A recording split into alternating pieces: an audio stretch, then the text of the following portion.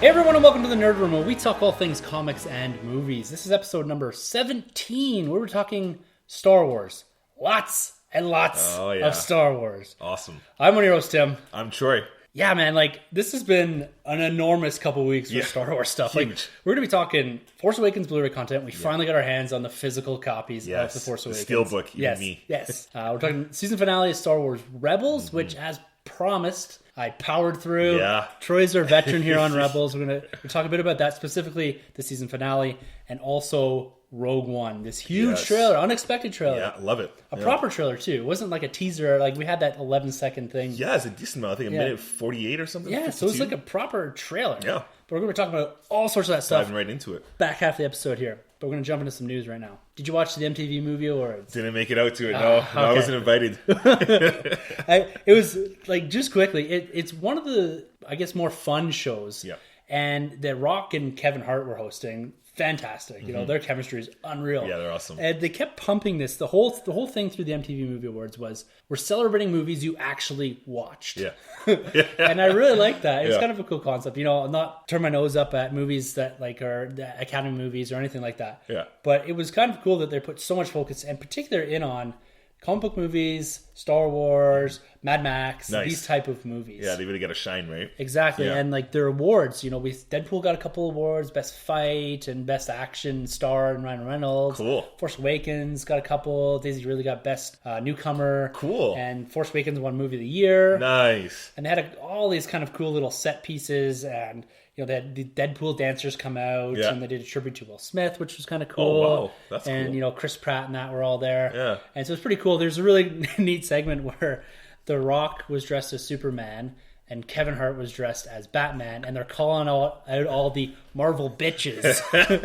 So I'm up on the TV being like, Let me at him. Kevin Hart's, you know, in behind The Rock there, calling out Chris Evans and Hemsworth and all these guys. It's actually a really, really funny bit, and it's nice to see that rivalry For sure. kind of just put into kind of more of a comedic sketch. Yeah, It's really definitely. fun. It wasn't about this kind of flame war or anything like Yeah. that. It was like, you know what, guys? We're all here to celebrate this stuff. Yeah. The rivalry's there, but it's a heat. It's an intense rivalry, but it's a good rivalry, right? It's Exactly. making everything better. That's just what it's all about. Yeah. So it was a lot of fun to watch. Yeah. And it must have been, I'm guessing, I don't know, as in wherever, but it must have been on Universal's lot. Oh, yeah. Because not Universal, sorry. But it was WB, Warner Brothers, yeah. Because they had a huge presence there. Yeah. And they dropped a new Suicide Squad trailer. And they also dropped a new Harry Potter trailer. So, and they had kind of these nice build-ups with Eddie Redmayne came out for the Harry Potter trailer. Nice. Which is pretty cool. And then they did this whole scene where Will Smith kind of opens up a jail cell, and Margot Roberts. Margot Robbie. Robbie. Yeah. Joins him, and then the girl that plays Enchantress as well. Oh, okay, that model or whatever. Yeah. Yeah, okay, so cool. they kind of, with Jared Leto, met him there too. So it's pretty cool to see those guys, and they seem to be really stoked about this movie. And you know, really pushing it, eh? yeah. But it was even just the characters or the actors. They were, when they're sitting there, they're like, you know what, guys, genuinely, this was a movie that we all had fun working. That's on. cool. Yeah. And you know, you got to feel that from some of the Instagram photos you're seeing from people. I think some of these guys even got Squad tattooed on their arms. And that. Wow. Yeah. But then they dropped this new trailer. And what did you think? You know what? It didn't increase my interest anymore, but it didn't let me down. Yeah. By any means. We got to see more Joker, so that's always cool, even though I'm not the biggest fan of the new look. Yeah, the trailer. But you know, they gave us a couple of his laughs in there, which was okay. We got to see a little bit more of Will Smith's humor. Yeah. Seemed in there, but yeah, it is okay trailer. It didn't really blow me away. I like to see more of Batman in there, though. Yeah, it was kind of cool. Seeing him cool. he did the big jump off the building or whatever. Yeah, which it was interesting because he had this weird kind of metallic thing going on with his face, or like this demon. Yeah, the face looked kind of weird. It kind of looked almost like, you know, in the Dark Knight Rises, or the Dark Knight, one of them. Yeah. Where he had the fake Batmans.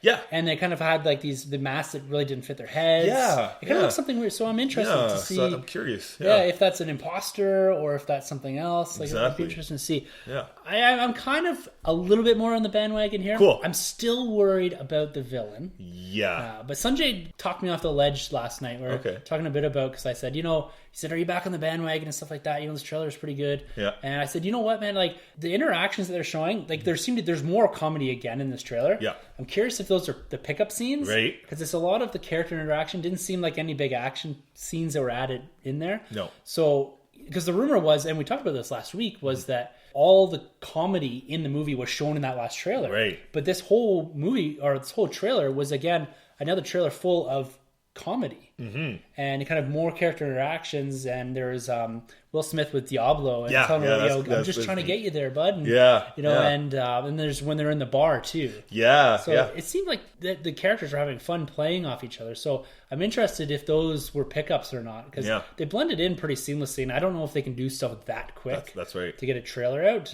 Yeah, we'll see. I really liked how they started off the trailer with the Superman reference. Yeah, exactly. I thought that was really cool. I like that. I'm still wondering. So I'm guessing this is before BVS. I'd assume. Yeah, it must be. Yeah, or just before, kind of in between. Or maybe in between. Maybe the Batman thing's a flashback. Yeah, it'd be interesting to see how, where this actually fits in. Because that'll be a little confusing if it kind of jumps all over the place. Because, your natural progression is that maybe it's after, but I guess you can't really do it after because the events... I guess you have to take it up a level. Yeah, and they, not going to spoilers, but they mentioned Superman in the beginning, so...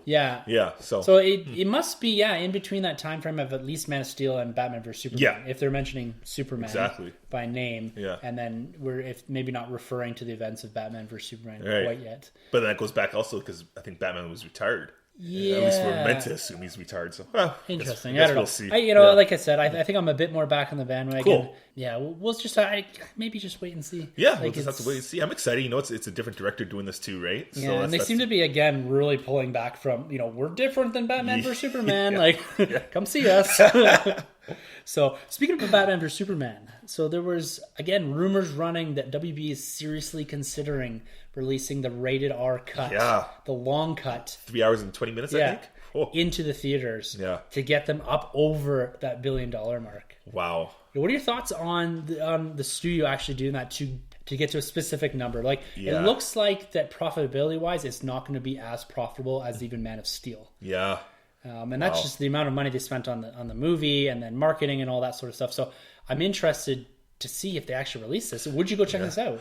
I will, because I'm a big Batman, I'm a big DC fanboy, but for the general audience, I don't think so. Yeah, that's a lot of time to invest again in this film that was already long. It just kind of has a little bit of desperation stink all over it. Yeah, it does. It definitely does. And I'm not totally opposed to it, but if they're gonna do, I guess what are they gonna release it? Probably maybe later on in the year. Something at the end of summer. To kind of get away from everything else. Maybe by that time it would be okay, because if they had it maybe just dropped it this weekend and just said, we're gonna try to get 2 weeks before Civil War comes out or whatever, I think that might have been a mistake. But maybe if we release it here at the Nerd, if they release it kind of later on in the year, maybe it's kind of a dead zone there, maybe some September-ish before Doctor Strange. I don't know what else is coming out in that era. But maybe after August or something like that. Maybe had enough time to kind of sit and marinate, and people were like, okay, I'm ready to revisit this. There's something new, something to maybe intrigue me more to come back to the theater. Right. Because it'll be interesting, right? Because, then we can really get a good sense of this universe, this movie, what it's meant to be, right? So that'll be interesting because there's so many scenes kind of missing. Yeah. So it would be a good kind of viewing. And so Sanjay was all stoked up today. Oh, yeah, I bet. Justice League started filming today. Apparently, I didn't see any photo or anything released that said, "Hey, we're on set, we're ready to go." I can see everyone kind of moping around. Like, okay, let's get this done. Let's just do this. Everyone's gonna hate it anyway. No, I'm only kidding, Sanjay. So you think you will go see this one? I think if they let it sit for a while, if they give it 6-8 months, and they put out in a time when there's nothing else really coming out. Right. Like I'm saying, kind of a dead zone. There's a few weeks in particular months, maybe towards, not really Christmas because you're getting into Rogue One season. November's Doctor Strange. So I'm thinking maybe September. Right. I think I'd probably go check it out. If it's in the theater for a couple weeks, I might make the time and go see it, because I might be ready to revisit. Like I said, if it came out in 2 weeks, not a chance. I'm going to spend 3.5 hours to watch this again. Right. No, definitely not. I might be intrigued to come back if they do put it out later. So absolutely. We'll see kind of the marketing plan behind this. And, how much more money can they dump into the marketing? Like, hey, we're coming back. We'll get the Dr. Pepper pecans back out of the storage, and the Dorito bags, we'll put them all away. Yeah, more figures. Going off of that, too, I've been hearing this rumor now that Justice League Part 1, Lois Lane, is signed on to be in that movie, but she's not signed in Justice League Part 2. So the rumors going around is that that should get killed off. Interesting. Yeah. Well, that would set off kind of maybe this injustice sort of thing, and we're going down that path maybe. Yeah. But is that too on the nose? Like, is it maybe just that she doesn't have a part in the movie? Right. And does she even need to be in a Justice League movie? I don't think so. I don't think she needed to be in the last one. Yeah. Go back and hear my comments on that. Yep. Episode 15. Yeah, I agree. Also with DC, the cinematic universe, got a little bit of news that Wonder Woman's release date was pushed forward a couple weeks. Cool. So we're going to get that a little earlier. Getting away from Transformers 5. Yeah. Which is probably a good idea. It's a very good idea. Yeah. Even though we know exactly what Transformers 5 is going to be. Definitely. Everyone's still going to go and see this thing. Yeah. You know? I don't know why, but they will. Yeah. You know what? Like, to be fair, yeah. These are movies that I haven't consistently gone to watch in the theaters. Yeah. But I have consistently watched at one point or another within the frame of their release or Blu-ray release. Yeah. I've seen them all. Yeah. And you know what? The last one, I did go and see in theaters. Because I was like, oh, Dinobots. Yeah, you know, Optimus on a Dinobot. I was like, that's cool. And then it came in at the last second. And I thought some of the stuff in there was ridiculous. But again, it's a Michael Bay movie. Yeah, what can you expect? Yeah, exactly. Yeah. Give us Armageddon 2. Yeah. Bruce Willis is back on the asteroid. Yeah. I think that was a smart move. Yeah. You know, WB, I think they're going to be cautious here they about need to be. Placement of their movies, giving them some room to breathe. And so I think that was good. I think I'm looking forward to this movie still. Yeah. And they also announced 2 untitled secret mystery, whatever you want to call it, DC Cinematic Universe films. Yeah. And they're released later on, I think 2019. Oof. Something like that, 2018. They're tripling up on movies now, kind of like Marvel, towards the back half of their slate. I think it was 2018, 2019. Yeah. What do you think they are? Well, for sure, I'm saying Batman. Yeah. Or The Batman. And the second one could be maybe a Man of Steel sequel. But the only thing is, if it is Batman, I think WB needs to be even smarter and just announce Batman's coming out now. Like, I think everybody agrees Batman was like the best part in that movie. Why not just announce it and, you know, push back Cyborg and give us Batman sooner? Yeah. You know, I think everybody wants to hear the news. Okay, when's the Batman movie coming out? Yeah, right? They might be saving that for Comic-Con. That's true. Yeah, they might be saving that big announcement, getting some art together and stuff like that, getting a story, and maybe just announcing the Batman, Court of Owls, or whatever, right? Cool. Have the people freak out, because it seems that Disney, which is Marvel and Star Wars, are pulling out of comic. Like, I haven't heard much in the last couple of years. They haven't been there. Looks like they're really focusing on D23, which I believe is in London this year. Yeah. And they have Celebration as well. Yeah, Celebration. Right? And so they're going to use those forums to announce things now. Like, exactly. And we were talking about this earlier because we want to do a trip. A bunch of us. We're talking like, we've always talked about going to San Diego Comic-Con. Like, we have to do this. We have to do this. But then, you know, we've been throwing around the idea lately, maybe it's better to go to like Celebration or something like that, because Comic-Con is great, but it's mental from everything I've heard. Yeah. And maybe going somewhere like Celebration where it's just pure focus on everything there we like. Yeah. As opposed to Comic-Con, which is, you know, we might get 25, 30, 40% of the stuff there that we like. Exactly. And, you know, Celebration will be equally mental. Oh, yeah. But it's because it's so spread out and everything there we're there to see. Yeah. I think it might be better. I don't know. And with Marvel and Star Wars not going to, or at least the big panels. Yeah, it's not like we're ever, you know, getting into Hall H, like from what I've heard, is mental. Yeah, and, hard. You know, are we going to commit that time? Maybe, maybe not. Yeah. But if they're not even having the big panels there, it looks like this is going to become a forum for DC to really launch their product. Exactly. Off. Well, especially because they spend so much money going there too themselves, right? Yeah. So I think it's a totally better outlet for them to just promote everything out of D23 or Celebration. It's their own thing. Yeah, right? I mean, Marvel's so huge, they can just have their own. Well, they did that with when they announced their full slate, right? Right, yeah. They just said, yo, everyone come down to the El Capitan Theater, and we're just going to do this whole thing and announce our whole slate. We don't need anything else. Right. And that was like one of the biggest media days. That's awesome. And that's when we saw Chadwick Boseman as Black Panther. Right? Yeah. That's when they first announced Civil War. That felt like it was the other day. And here we are. We're 2-3 weeks away from Civil War. Yeah, it's even been screened already, right? Yeah, and we're getting our first reactions. Yeah. They have this embargo. The social media embargo has been lifted, but not the actual review embargo. Yeah. So you're allowed to put up little bullets on Twitter or Facebook or whatever, just kind of saying, you know, I enjoyed it, or it was this, it was that. Or just facial expressions. Exactly, yeah. Emojis. Emojis, yeah. And then the actual review embargo, I think, gets lifted later on this week at some point, because the world premiere is tomorrow on the Tuesday. Yeah, Tuesday. Yeah, that's right. So it'd be in the past for you, those listening. Yeah, it was on Tuesday. It was on Tuesday. Yeah, exactly. But yeah, so everything coming out sounds really, really positive. Yeah. And, these initial reactions, I'm a little wary. Like, I think this movie's going to be good. I have high hopes. And the initial reactions coming out of Batman vs Superman were very positive as well. Yeah. So take that stuff with a grain of salt. I'm not trying to quell anyone's positivity here or anything like that, but just being cautiously optimistic. And I have no doubt that this is going to be incredible. Oh, yeah. I'm stoked. We're hearing that the two breakouts are Spider-Man in a big, big way and Black Panther. Yeah. And that Spider-Man's in the movie a lot more than we thought. I didn't look at the screen time. Did you? I didn't. I somehow kept myself from doing it. Yes, very, very, very good. I think we have to be very, very cautious now. Yeah. Because even last night at the MTV Movie Awards, they had a Civil War TV spot. Right. And I didn't watch it. I sat on my couch with my fingers in my ears, eyes closed, humming while my wife watched it.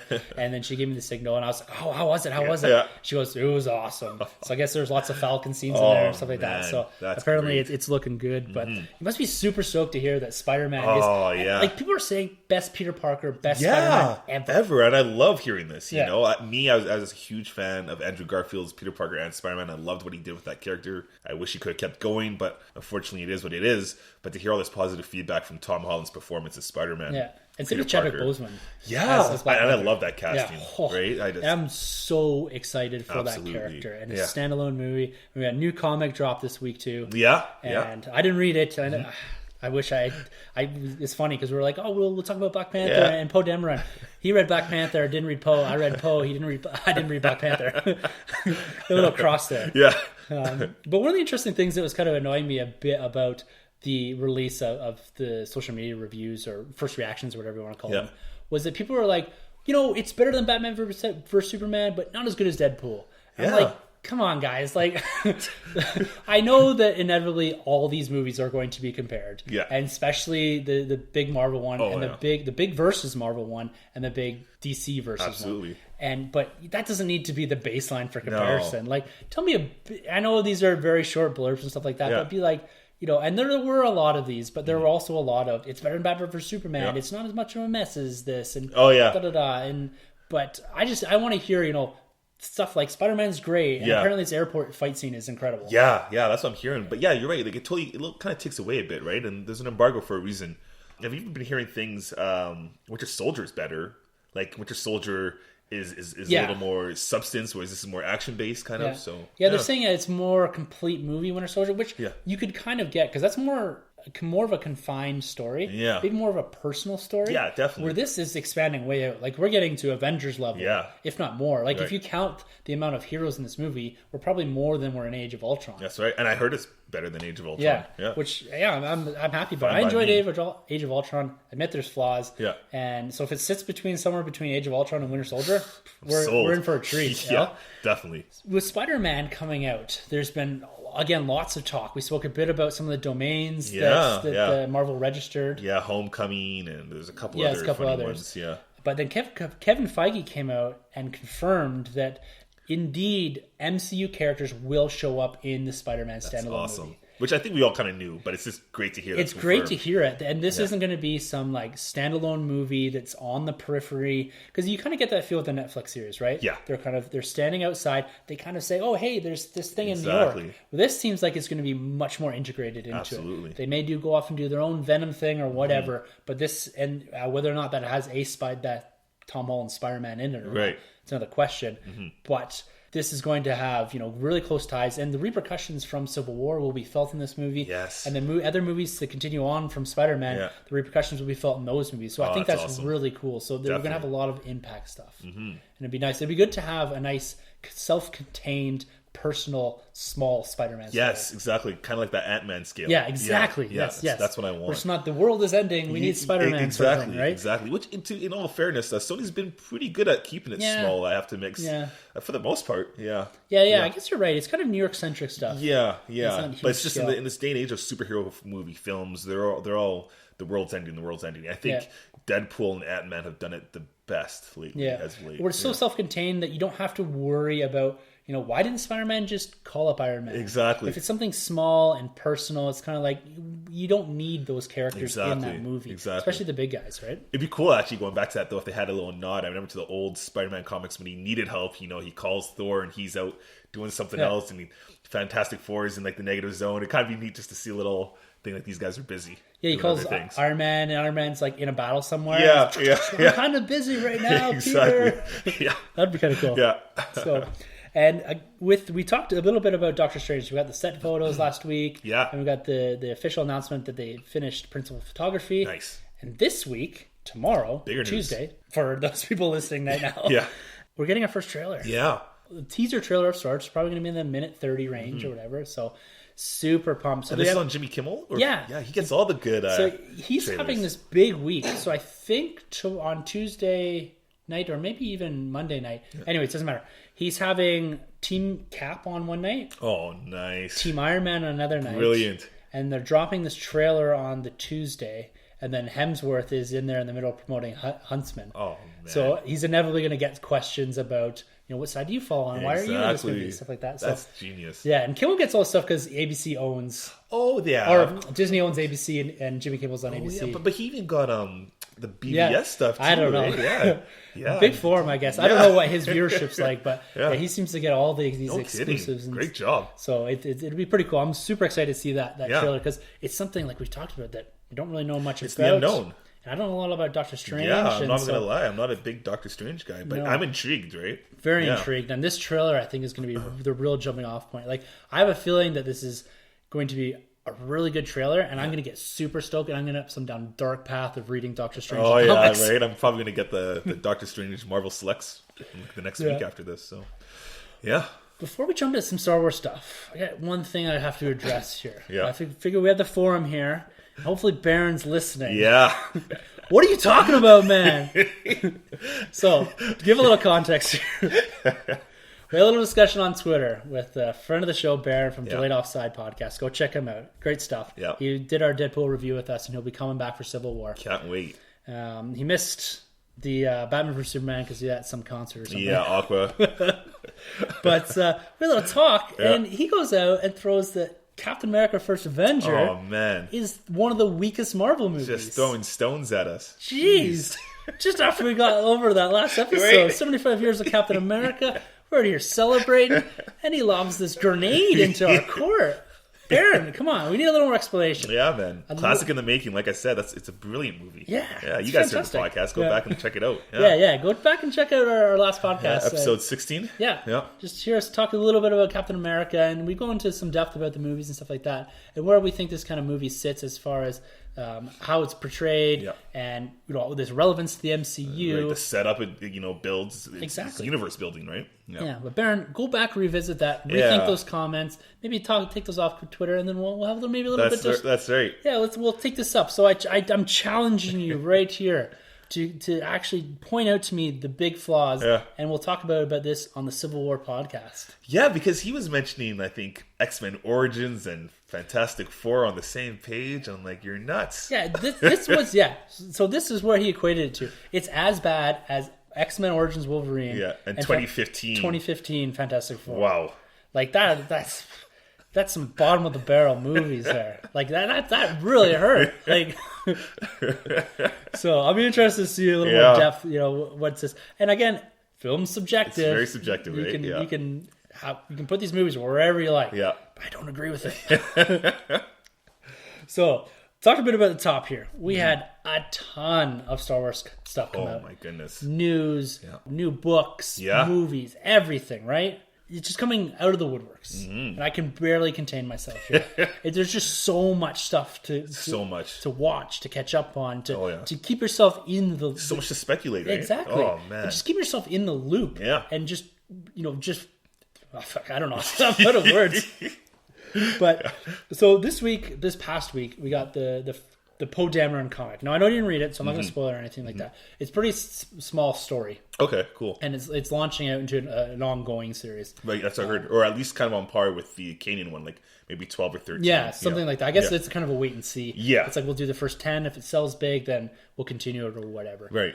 But it's our kind of first comic story that's within the Force Awakens era. Yeah. And this week, actually, we're getting the one-shot C-3PO, too. So yeah, which is cool because that was mentioned in the Blu-ray. Yes, I love that. Shout out. Yeah. And, but it was a really great story. And they had written themselves into a bit of a corner with Poe when it coming out of Before the Awakening. Okay. So Poe's short story in that book. And essentially, they kind of wrote him in a way where it leads almost directly into The Force Awakens, where he's going to see... Jakku? Yeah, to Jakku. Wow. And so what they've done, and cleverly enough, because as soon as I open the pages and they're talking, I'm like, wait a minute, they're already stepping on canon. They're like one comic into it. And then Charles Scholl, who's the writer, who's coming to the Calgary Entertainment or Comic and Entertainment Expo. So looking forward to seeing him. Absolutely. They cleverly wrote themselves out of a corner, and because I was looking exactly for this. Okay. And they're kind of like, they have this interaction between Leia and Poe, and that's kind of more or less where you leave yourself in the Before the Awakening book. Okay. And they kind of say, we need to find this guy, and they kind of give a little bit more background at who he is. Yeah. I won't spoil that for you, but it's pretty cool how they start explaining his character more and how he relates to Leia and how he relates to the greater part of the galaxy and why he may or may not have this specific piece that leads you to Luke. Right. So it's really cool there. Because at the end of the Before the Awakening, they're kind of like, you have to go find this Max von Sydow character. Right. And in the comic, they're kind of like, but before you do that, can you go do this? So I say cleverly, but it's pretty simple how they've done it. But I'm happy that they acknowledged it. That's good. And absolutely. The art's good, and we see some very familiar characters, which is pretty cool. And one thing I actually want to say, so in the comic, they also have this Snap Wexley. Okay. Who's one of the X-Wing pilots that you see at the Resistance base. He's the bigger guy with the beard. With the beard, okay, yeah. So I just finished Aftermath. Yeah. I had like 20 minutes left in the audiobook, and I finished it last week. And I'm sitting there thinking, Wexley. Yeah, so the main character in the book is, or one of the main characters is Timon Wexley. Okay. And his mom, Nora Wexley. Okay. And I was saying, is that his dad? And a little Googling, and it turns out, because the book is set right after Return of the Jedi, Timon Wexley is this Snap Wexley guy, but it's that character, but it's 30 years before. And he's like a 15-year-old in the book. Oh, cool. Okay. So I was like, oh, that's real. And I don't know why it took me so long to figure that out. Yeah. And it maybe because, Snap Wexley's kind of a background character. Yeah. And it wasn't until I started watching some of the content, and I was like, I recognize this name. Why do? And it's interesting because I was like, oh, that made that book so much more. I love it, the connection to it. I was like, wow, that's pretty cool. Even though he's like this periphery character and he doesn't have a humongous impact, I liked him in The Force Awakens. Yeah. He's in a lot of J.J. Abrams movies. That's too. what I heard. Yeah.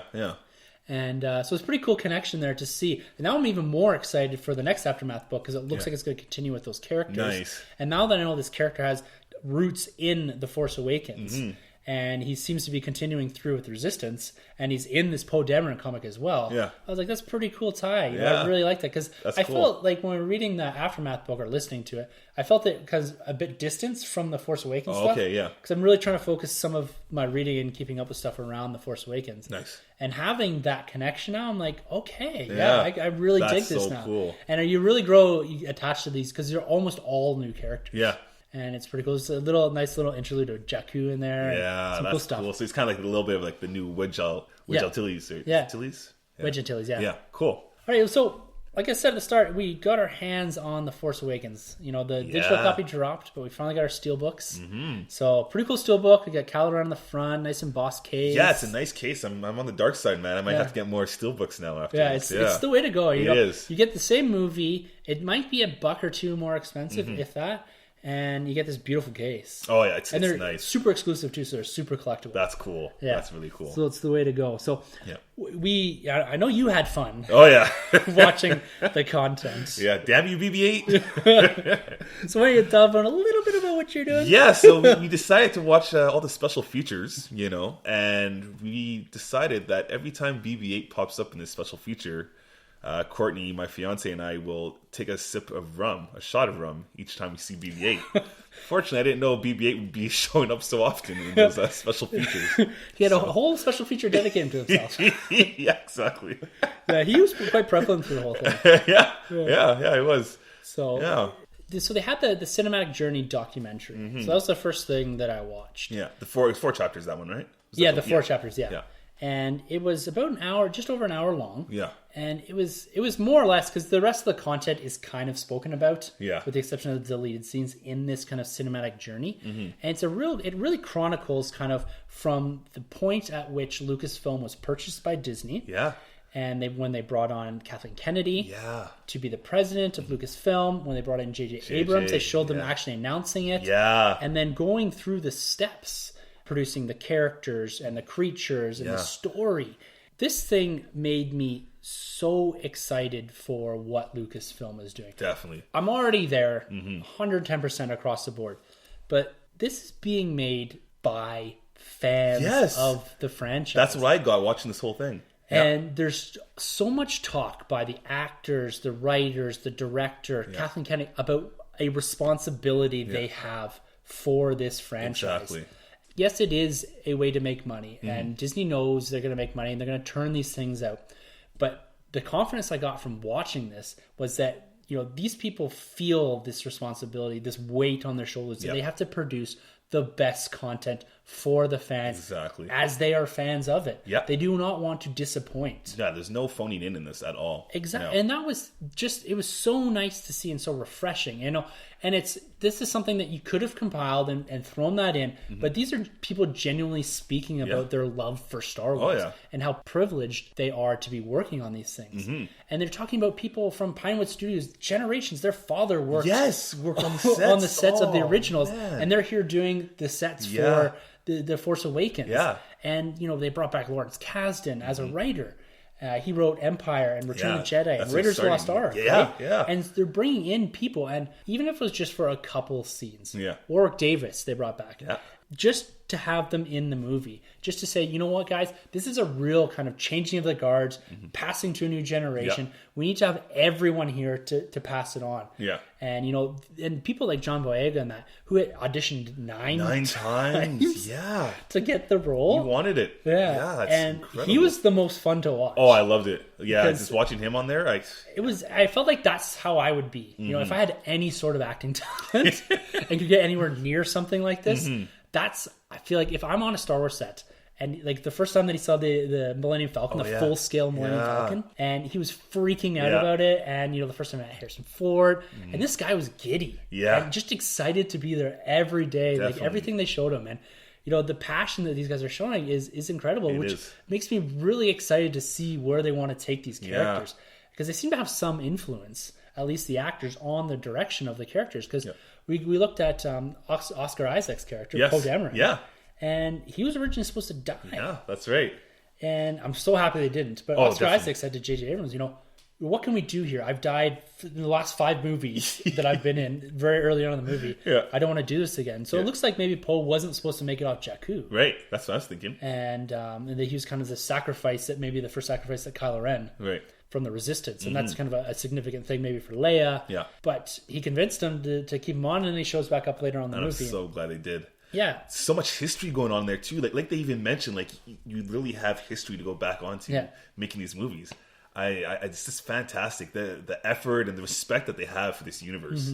It's like nothing I've ever seen. Well, they call it like, it's almost like making a period piece. Yes. Because they've gone back and meticulously recreated props and sets. Like I guess the Falcon, they had a guy come in and he took every single photo they had in the archives and went through this thing with a fine-tooth comb to make sure everything on the Falcon, when we came back onto it, it was like we never left it. That's brilliant. Like the textures and the props on it, everything had to be to the T perfect. That's incredible. Like you said, it's all about this respect. They went through the Lucasfilm archives. They took it looked like they took the whole crowd, like the writers, directors, everyone, and went through the old Lucasfilm archives, which would be something unreal to experience. Oh my goodness. And like you're looking, they had the full scale model, well, not full scale model, but the large scale model of the Death Star that J.J. Abrams is looking at.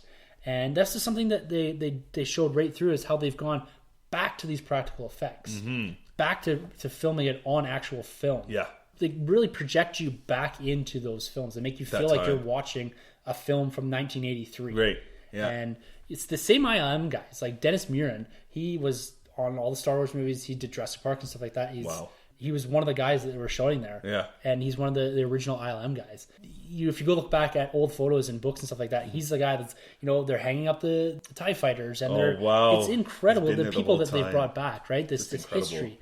One interesting comment that they did make was that they want to augment the CG with live action. Right. And it was interesting, the guy that said that, I was kind of like, I feel like that's opposite of what they've done here. Mm-hmm. Because they had a whole thing there where they were in Abu Dhabi. Yes. Right, where they're in the desert. Yeah, for Jakku. That set, I couldn't tell what was fake and what was real in that. And it showed me that a lot of it was real. Yeah. Even to the point where, they showed the full-scale model of the TIE fighter that had crashed. Very short scene. Yeah. Fairly significant scene. But they built this full-scale model for 30, 40, maybe a minute on screen? Maybe. It just shows the commitment that they have. Or even when they did the end battle scene, the Forced. Oh my gosh, they made that from scratch. That's incredible. Yeah, so I guess they had every backlot and every studio at Pinewoods, but that forest scene. Oh my goodness! I would have sworn that was a set. That's what I would have thought. Not a set, a live. Yeah, on location. On location, yeah. I would have argued that for weeks. Yeah. That there's no way that's not real. Yeah, sure, the snow coming down might be CG or whatever. Right. But there must be out in the woods. And they said because the limited amount of time that they had. Exactly, for the nighttime shots. They couldn't do it. Mm-hmm. And so they created these things. And I couldn't imagine walking into this. Oh my goodness. And they could have augmented the sets with real trees, and they had fake trees. And they had painted trees in the background. Yeah, the whole background isn't real. Yeah. And I'm sure, they go in and tweak it with CG. But I could not believe the effort that was put into the practicality of it all. Mm-hmm. No, it's incredible. And then the base that they did, the underground base, when they put that together, just... Yeah. Again, the roots going out in and out of the base, just incredible. I'm hoping that that sort of stuff is what we get in the new Star Wars land. Right. Because Disney does that stuff fantastically, setting it up and making you feel like you're on set. Right. I'm really hoping that's what we get. Is definitely very similar stuff to that. Yeah. I know it's we always gush over Star Wars, but if you're gonna watch something, from the Blu-ray content, with the exception of the deleted scenes, you check out the cinematic journey. Oh, yeah, it's a must. It just gives you so much more respect for the filmmakers themselves. Definitely. And what they've been able to put together. Yeah. Did you notice that at times they kept calling Kylo Ren Kylo Ren? That's interesting, eh? Yeah. So it was the guy that designed Kylo Ren's costume kept calling him Kylo Ren. And I was like, oh, that's kind of weird, that's different. But then when Mark Hamill, when they're doing the table read, Mark Hamill referred to him as Kylo Ren as well. Without J.J. Abrams, and J.J. Abrams was in both of these shots and didn't correct. So I don't know if that was just a thing whatever. Let it slide. Yeah. Or if he was supposed to be called Kylo Ren. Yeah. I'm glad they changed it. Yeah, definitely I like Kylo more. Better, yeah. I guess when they're designing his uniform or outfit or whatever costume, I guess the initial thought was to have him look a bit more like Phasma. Yes, I heard about that. Yeah. So they're talking, the costume designer was like, I kind of designed him more like Phasma with the silver. And I guess he had a prop model standing there of kind of more the silver costume. Mm-hmm. And Kathleen Kennedy came in, who's the president of Lucasfilm, and said, what is that? Yeah. That has to be in the film. That's so cool. And thus was born Captain Phasma. Yeah. That's so cool. It's pretty cool because these guys are doing hundreds and hundreds of drawings and pictures. And stuff the sketches are incredible. And I guess a lot of it too was J.J. Abrams was just like, draw me stuff. Yeah. I'll come in and tell you what I like and what I want more of. And it was a lot of these guys just creating, just sitting down and going through the process. And it just must be quite an experience to see something that you've drawn, you put time and effort into, come to life on screen. Like that, yeah. Which is like Maz Kanata's character. Yeah. Seeing that whole motion capture and that sequence that they put together. Yeah. That's just brilliant what they did with her. Exactly. Wow. And you have Andy Serkis there, kind of the master of all of this. Mentoring her, right? Yeah, exactly. Yeah. And he has that small part in there too where he's doing a little motion capture. Which is so cool how they describe how they shoot that by him being up top and projecting his voice down towards them as opposed to just having someone close to their face, 5 feet away, talking to them like a normal person. Yeah. I love or having the actors be like, just look up there exactly somewhere. And because they have something to focus on and a character to react off of as well, right? Yeah. And Andy Serkis doing his voices and stuff like that. It's just incredible. And like he says, it's so easy for where he is positioned to just kind of overact the power of Snoke, but he just keeps it very controlled, just executes that so well. Yeah, he's so awesome. Brilliant. And one thing is interesting because a lot of people poked at this movie and saying, it's just a rehash of the originals. But J.J. Abrams kind of came out and said, well, we were trying to do some of that. You know, he's talking specifically about the cantina scene. Yeah. He said, it's our cantina scene. Yeah. Like, I'm not trying to recreate, and people, yes, are going to say, well, it's just the cantina scene. Yeah. But he says, this is what we're trying to do, right? You know, he said, I want to build a world where you think these could be all over the place. Exactly. Kind of these watering holes where you kind of have this mixture of life, these creatures. And it makes sense. And it's like there's like 400 bars in Calgary. Exactly. That's just Calgary, right? Like, why would there be two cantinas or cantina-like things in the universe? In the universe, right? And it's cool because he says, it's like, to me, it wouldn't be a Star Wars film without the cantina. So I was like, yeah, it totally makes sense to me. And you know, a lot of focus on, you know, doing the right thing for the fans and, you know, revisiting old sets or old ideas, but not just for the sake of doing it, you know, not pulling on nostalgia just for the sake of it. Yeah. He really expressed this want and this need to have the story being driven forward through visiting these sets, you know, through having the Falcon there, through having the fallen AT-ATs, and, you know, revisiting some of the old looks of the Star Destroyer stations. It wasn't just there to be like, oh, yeah, this is a homage or whatever. This is there because the story requires it to be there, which I thought was really cool. Yeah, it serves a purpose. Yeah. Yeah. So, you know, let's talk a little bit about, you know, this idea of C-3PO. We're getting his comic to explain his red arm. Yeah. And JJ went through and kind of explained, why does he have his red arm? Exactly. At least from a story perspective, not exactly how he got his red arm. And it was like, we had the silver leg in A New Hope, and now we have the red arm in Force Awakens. And it's really stamping and showing, you know, this is our C-3PO. Yeah, he has history. Exactly. Yeah. His history, but also kind of stamping him for the new generation. Exactly. Like, this is what's different about him. Yeah. And he has his new arm kind of at the end there. So cool. Yeah, kind of cool. I like how they even touch on Carrie Fisher's acting, how it was pretty shaky at first there. Right? And she was fully admitting, saying, like, you know, she hasn't acted for a while, and she says, this is the worst day I've ever had on set. Yeah. It was cool to see them acknowledge that, because this is something that a lot of people were worried about, was like, she hadn't done anything forever. Exactly. How is she going to do in this movie, this humongous movie? Huge. What was interesting about this, they didn't cut this documentary to be very much like, everything's positive, everything's ABC good. special cookie exactly. Kind of thing. It was a lot of that, but that's because it was the people expressing their love and desire and everything for working on this. Yeah. But you got to Harrison Ford, and he's kind of like, you know what? I was kind of hesitant. I didn't see the need for me to come back to this franchise. Yeah. Unlike what he's super excited about Indiana Jones. Yeah.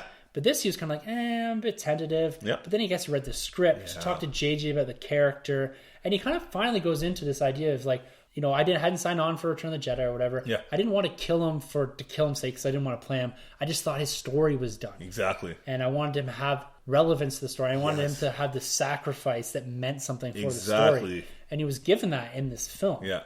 And I think it really propels Kylo Ren forward. Oh, definitely. It's a necessary evil to have Han Solo die, because that really shows you what kind of character, that he isn't just a villain for villain's sake, right? Exactly. He is a villain with that he thinks he's right at what he's doing, to the point where he's going to kill his father. Exactly, especially because he's throughout the film, you see that he's struggling with the light side still trying to come out of him. This is his commitment now with him killing Han. It's over. He's on the dark side for good. Exactly. There's no coming back. At least I don't think he's going to. No, no redemption there. Please, I don't think so.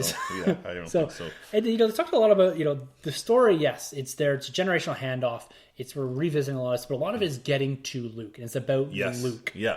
And even though he's only in it for 10 seconds or whatever, and he doesn't say a single word, all of it is about getting to Luke and figuring out where Luke is, which is pretty cool. That, you know, come boiling it right down to just, you know, one sentence, what this movie's about. It's about getting to Luke. Yeah. And that's what JJ said. And, you know, Lawrence Kasdan he's another fantastic writer that contributed heavily to this. Yeah. And, you know, there's scenes of those guys sitting on set, sitting on the Star Destroyer, sitting in Jakku, and they're just sitting there hashing out things. Yeah. And I'm thinking to myself, how great would that be? Like, these fans are coming back. They've written this script. J.J. Abrams is directing this, and he's sitting there hashing things out while there's stormtroopers walking around behind him. Right. He's sitting, and there's a TIE fighter over there, and, you know, there's creatures everywhere. Blows my mind. Yeah. Yeah. It's such an experience, and go check it out. Yeah, it's a must. Yeah, every Star Wars fan, you have to watch it, and it really gives you a feeling that, like I said at the top, that Lucasfilm they're in good hands. Yeah, definitely. And I'm not worried at all about going forward here. So one thing that we were really excited about coming up this were the deleted scenes. Yeah. It's one of the most highly anticipated portions of the Blu-ray content. Definitely. We got some teasers. We got a teaser of the Kylo Ren scene walking on the Falcon. Yep. And there's also rumors of a few other scenes. One in particular that we had talked about quite a couple times was this scene with Mace Katana. Yeah. It wasn't there. Nowhere to be found. Yeah. And we talked a little bit about this before we started recording. Maybe it's not there for a reason. Right. Because we know the character. She's confirmed for episode 8. Yep. I think her role's been increased too, or at least they mentioned she's having a bigger role. So it's interesting because this is something that you brought to my attention, her using the Force. So I'm interested to see if they develop that a little more in the next movie. I'm sure they will. And I was a little disappointed that it wasn't there. I know. Also, no Constable Zuvio. Yeah. Where is this guy? I have a 6-inch, right? 3 3/4 inch. That's really weird. And again, not on there. It was like this character was in an Entertainment Weekly magazine photo shoot. Yeah. Like his full face, and there's several of them. Yeah. I have no idea where this character is, and there's no explanation as to why he's in there. It's not like he's some pivotal character. Like they may or may not revisit Jakku in a flashback or something like that. But again, why not just have that scene in there? It's not like it's going to change the tone of the movie, or maybe it's not going to change who Rey is or anything like that. So unless it's Rey's dad, it's not. Yeah, it is really weird that it's not even in the deleted scenes, though. It's just completely wiped out. Yeah. So we had a few deleted scenes here. I'm going to run down a couple of them. Yep. Let's just say whether we agree with them being pulled out or we think they should be inserted back in. Cool. So the first one was the Finn and the villagers. So Finn raises the gun, points it directly at a villager, and then kind of puts it down, and you kind of see him starting to question things. Yeah. Do you think that need to be in the movie or not? No, I think it did need to be in there. Agreed. I think we got enough of that message. Yeah, we got a sense that he, has a good heart. He doesn't want to kill people. Exactly. Yeah. The Jakku message. So Leia receives some message from Jakku in the Resistance base. Yeah. We do see Snap Wexley in the scene. We get our first look at the Resistance base. Essentially, it's just something that something's happened with Poe and the villagers and stuff like that. Right. Yeah. Do you think that need to be in there? Because I think this would have been earlier on. Yeah. So this would have been our introduction to Leia. Exactly. Which I'm not sure would have been the right move. Yeah, which is why I'd pull it too. Yeah, I agree. Yeah. It was too early to show all those characters. It probably would have felt a little out of place having all of a sudden the Resistance there. It's like, oh, there's Leia. Yeah. I liked her entrance, coming off the ship and seeing Han and Chewie. Yeah, exactly. Rey, I thought that was the right moment to bring her in. Definitely. So I think that was good taking that out. Yeah. There's an unfinished X-Wing going to light speed. So I think this is probably Poe and his squadron going to Mace Katana's castle to fight the Force Awakens. The First Order. So it's pretty unfinished. Yeah. Or might have been them going to Starkiller Base. I cannot. Oh yeah, that's true. Either or. Yeah. Anyways, doesn't matter at this point. Yeah. Did you think it needed to be in or out? No, I think it could have been taken out while it was. So yeah. How about this scene? So we've seen this before. Kylo Ren boards the Falcon. I would have liked to seen that. Me too. Yeah, I definitely would have loved to see him in the Falcon there. Yeah, it's this whole the villain entering the hero sanctuary. Yeah. And it just doesn't, the feel that he gets, and you see the snowtroopers come on and he kind of sits there. It kind of builds a little more of that tension between Kylo Ren and Han Solo. Like Kylo Ren comes on board and he kind of Han Solo. You kind of get a little more feel as he knows who Han is. He knows that this is his ship. Exactly. I think that would have been cool. That would be pretty cool. When would have that been though? Would have that been after Han and Finn have already gone onto the base? So they would have crashed the Falcon. Yeah. Because when he comes off the Falcon, he looks up and he sees the X-Wings coming in. Yes. So somewhere in between when the big battle starts and when Han and Chewie jump in. Right. This snowspeeder chase. So again, it was half finished. It was just Finn and Rey turning around shooting some snowtroopers. Yeah. This is actually a Lego set. Oh, really? So sometimes with the Legos, they must get early, kind of just we want to create a ship or whatever. And they get some early scenes. And this must have been one of the early scenes that they gave the Lego creators. This is going to be this is going to be a great action piece. And then all of a sudden, you get it, and it's kind of where's this in the movie? Yeah. Why is there a snow speeder chase and there's nothing in the movie? But there's a whole Lego set. Fit in, though? I don't know. That was something I was trying to think of. I don't know where that would have fit in. Because technically, Finn would have been knocked out at that point. It would have to have been before that. but it would have to been, but I don't know where it would have fit in exactly. Yeah, I'm sure. Like again, I haven't gone back and rewatched it. I'm saving. I got a plane ride tomorrow, so I'm saving it for that. But I'll be interested to go back and see if I can place some of these scenes in. Yeah, that was one of the ones I couldn't from my memory. I couldn't figure out where it would have fit in. Yeah, to a point where it's both of them and they get in a snowspeeder because then they got to come back around at some point. Yeah, and then interact with Kylo Ren. Yeah. So I'm not quite sure where that would have fallen, but I'm fine with that being taken out. Yeah, definitely. There's another action piece that I don't think really would have added anything to the battle. There's some cool scenes with, like, it was Finn and he's driving and shooting, but we had already understood that he was a pretty good marksman. Exactly. He's pretty much a badass fighter. Yeah, he's a warrior. Yeah, exactly. Then we have this Finn will be fine scene. So it was funny because we watched this and my wife was like, who is that creepy lady? And I didn't realize, because I knew she was in the film, and we were talking just before, and you said, oh, she's the one that heals Chewie. Yeah, works on Chewie. And she had this kind of creepy smile. Yeah, just came over and kind of put her arm. And, Finn will be fine. Yeah, and just while smiling the whole time. Yeah. Was she in the originals? Like, that's what I wondered, because even her scene with Chewie, I was like, was she in the originals? You know? Yeah, I don't. It seemed weird. Like, there's something there that I'm missing. Yeah, I don't know contextually whether she's a character that I should know. Yeah, that's like, it just felt like, because they were just lingering on her, and it was kind of like, this is different. Yeah, so a little out of place. Yeah. You know, if it wasn't for her, I would have said yeah. But with her, the scene is a little weird. Yeah, so I would take it out. Yeah, it's a little strange. Yeah. And the last one, which was, I thought, the most interesting, because it's the only one I hadn't seen really, or the one, I guess, out of the ones that I really liked. It's this tunnel standoff scene. Mm-hmm. So we have Han, Chewie, Mace Katana, and Finn. Yeah. And they're trapped by stormtroopers coming down the stairs. Yeah. And you get some nice banter between Han and Finn. Yeah. And this revelation that Han says, why are you mad? Is it the stormtrooper boots? And Finn says, oh, that's how you knew. And I thought it was really cool because it kind of furthered this interaction between Han and Finn, and how Han understood that Finn was lying. Because he had that remark where, the woman always finds out that you're lying, right? Yeah.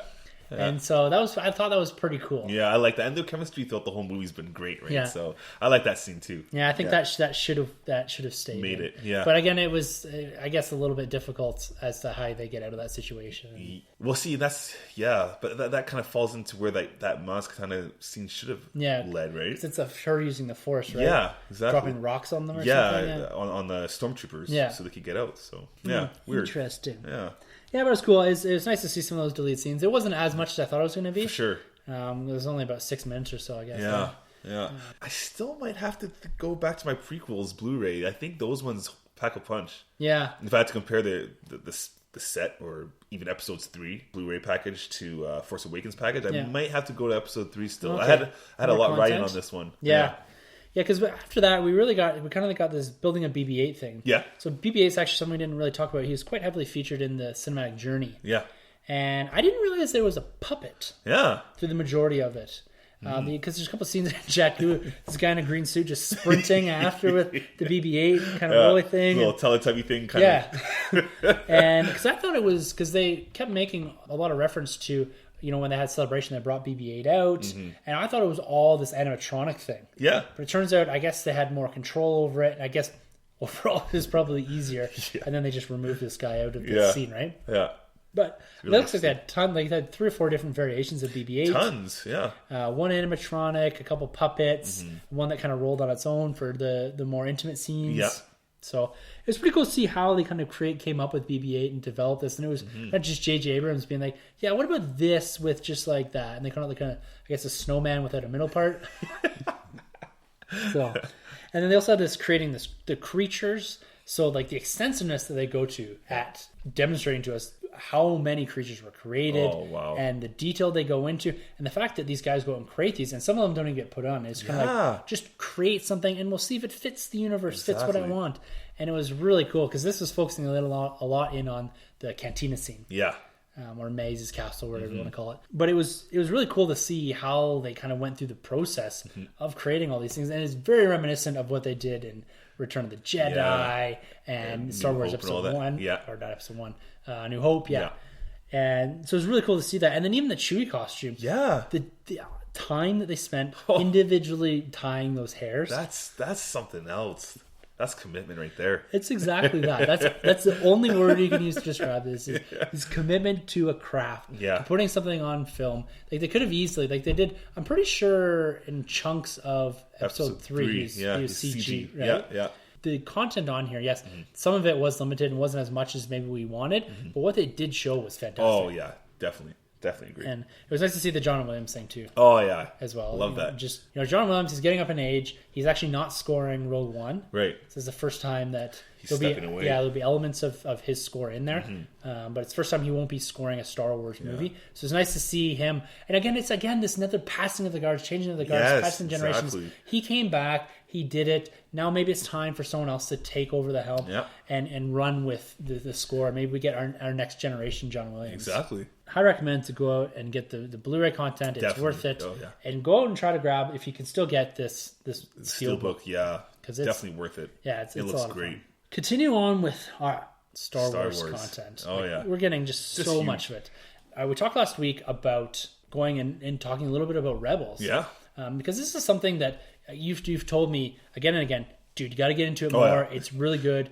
And this I just love. Yeah. And I'm loving the ties as far as it's a bit closer to Star Wars, the original trilogy. Yeah, the timeline we all know. Yeah. And we're going to go into spoiler territory here. Yeah, big time. So we're going to talk specifically about the last 2 episodes. Yeah, Twilight Apprentice. So going into this, I understand the concept of the Inquisitors. So basically they're kind of Darth Vader's minions. Yeah, not apprentice, but minions, basically, that are Force sensitive. Yeah. But yeah, basically they're Darth Vader's henchmen. Yeah, and so they're just out to wipe out the rest of the Jedi. Exactly. And, I believe there's 8 of them. Yeah. So are they Sith or no? No. So they seem to be Force sensitive. They're Force sensitive, yeah. Yeah, but they're not considered Sith. I don't think they're considered Sith. Because I guess they refer to this a lot in this last 2 episodes. Is the rule of 2. Yeah, with the Sith. So that was cool continuing on. Love that. I always love that theory, that rule. And so going into this, it was interesting for me because the build up seems that this has probably been building for a couple seasons. This battle, like essentially they're going out to confront the Inquisitors. Yeah, on Malachor, which is a cool callback to the Knights of the Old Republic. Okay. Because it's called Malachor 5, I believe, in the Old Republic. Just a really great play on words too in this episode because they talk about some legends are true, which is kind of like a callback to the legends of the universe, right? That extended universe. Yeah. Oh man, that gave me chills. Yeah, so cool. It's brilliant what they do in this episode. I love that. Yeah. And so they go to the Malachor, which Yoda. Yes. Nice to see Yoda. Yeah. And actually, from the Clone Wars to this, they've really aged him. They aged him. He looks a lot more like the original Yoda as opposed to it's crazy. Looks like a lot like Return of the Jedi Yoda. Yes, exactly. So, or even Empire. Empire, yeah. So they go to Malachor. They figure out that they're on a Sith temple. Yes. Again, spoilers. Oh, yeah. So we go through this initial kind of small where they kind of touch it and they fall through into the caverns and leading into the catacombs almost. Yeah. And then there's this old man or hooded man. Yeah, old master. Yeah, old master that Ezra interacts with. It turns out that it's Darth Maul. Yeah. Or just Maul, I guess, at this point. Yeah, I guess now. Maul. Yeah. He doesn't refer to himself as Maul. Yeah. So, and he seems to be, he's an enemy of the Sith. Yes, of the Imperial. Yeah, and he's also seemingly an enemy of the Rebels. So he's an enemy of everyone. Yeah. I really like his characterization in this because I've never seen the Clone Wars stuff with Maul in it. Oh, okay. So do we see, because for me, having seen him in episode 1 and now seeing him in this for the first time since episode 1. Yeah. There's a big contrast in his characterization. For sure. Do we see that development through the Clone Wars Absolutely. to get to this character? Absolutely. But it's pretty cool because even if you go from episode 1 to here, you'd maybe think, okay, there's a difference, but he's aged. Yeah, so you get a lot of that. It's just more of, because he doesn't really talk. Exactly, in episode 1. Right. But yeah, if you go into Clone Wars, he's nutty. He's completely lost his mind because he's basically been in this weird kind of, not Mustafar, but this fiery kind of place where he's just lost his mind. He's been in isolation, and throughout the season he slowly gets back like his sanity, right? But then, because unfortunately Clone Wars was cut too soon, we didn't get to see the rest of the episodes with Darth Maul. But there is a comic of Darth Maul which explains even furthermore where that's the last Dark Horse that's still in canon, right? Exactly. Okay. So that one's canon, and that one goes a little bit further to explain, I think, almost how he gets on Malachor. I'm gonna have to go back and revisit this. Yeah, so that one's pretty cool. But his characters, he's kind of like Yoda in episode 5, Empire Strikes Back. He's kind of like this old kind of very much master, that, but then turns and he's like, "Whoa, this guy's capable of doing this much." Yeah. You know. So he's no longer a Sith, right? But in the Clone Wars, what happened with his legs? Well, because basically, with Obi-Wan cutting them in half, his legs are gone. I think he had like mechanical legs. So he gets mechanical legs in Clone Wars. I can't remember how he necessarily gets these mechanical legs, but basically what happens is his brother is sent to find Maul on this planet. So his brother, I can't remember his name, finds Maul and they take him back to their home planet where his mother, which is like, they kind of like have their own kind of force, but they're witches basically. Okay. She now like takes these legs upon herself and like reconstructs his legs, so he now doesn't have like these big tentacles, but he has like these metal, like, I don't know, cyborg kind of legs. Okay. Yeah. Okay. So he was my favorite part about this episode. Yeah, he's great. Even though we get the appearance of Vader as well. Yeah. So is Darth Maul, is that his first appearance in Rebels, or is he... Yes, first appearance in Rebels, yeah. He's very convincing, too, because you're kind of like, well, maybe he is kind of out for Ezra. Like, that scene when he could have easily killed Ezra, but he saved him, You're like, okay. There's a couple times where you thought, well, okay, yeah, he's going to kill him now. Ezra had the holocron out, and he's reaching for it, and he actually then pulls him up. Exactly. It was a really cool characterization of it, because, again, coming right out of episode 1, I don't know much of this character, and I'm really at times being like, okay, is Maul actually leaning a bit more not towards the light, but actually he hates the Sith so much that he's willing to work with these, and then you get the standoff with all of them, right? That's kind of the end of the first episode, right? And you get Kanan, Ahsoka, Ezra, and Maul, and the door opens and they're standing there against the 3 Inquisitors. Yes. And Ezra's like, I brought help, and they're kind of like, oh man. Yeah. Because I'm assuming Ahsoka from the Clone Wars has a big history. She has a history with Maul, because I think Maul even calls her something. Yeah, he referenced to her leaving the Order. Yeah. And because in a sense they're both abandoned their post or been abandoned, right? Yeah. She's no longer with the Jedi. He's no longer with the Sith.